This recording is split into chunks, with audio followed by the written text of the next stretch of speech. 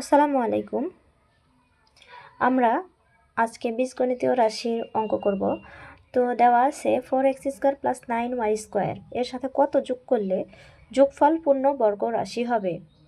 তো আমরা দেখতে পাচ্ছি যে 4x² + 9y² এর সাথে কত যোগ করলে যোগফল পূর্ণবর্গ রাশি হবে।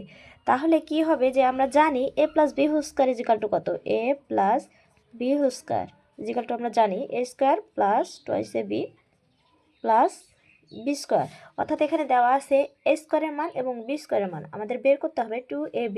তাহলে এখানে a কি ধরে নিব, এটা হচ্ছে 2x, 4x² কে ভাঙালে হয় 2x² প্লাস 2 ইন্টু এর মান কত 2x, b এর মান আমরা বের করে নিই, b কত 3, 9y² কে ভাঙালে আমাদের হয় 3y²। তাহলে কি b এর মান হবে 3y। তাহলে এটাকে ভাঙালে আমরা কি পাবো,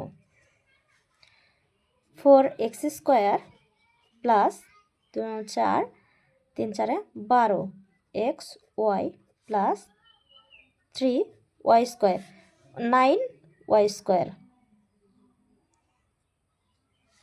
9y²। তাহলে কি হবে 4x² plus 12xy plus 9y²।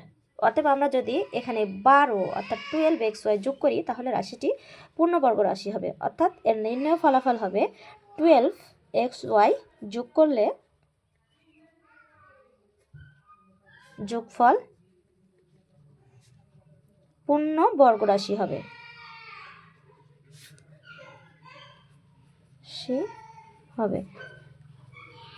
এতক্ষণ আমাদের সঙ্গে থাকার জন্য আপনাদের অসংখ্য ধন্যবাদ।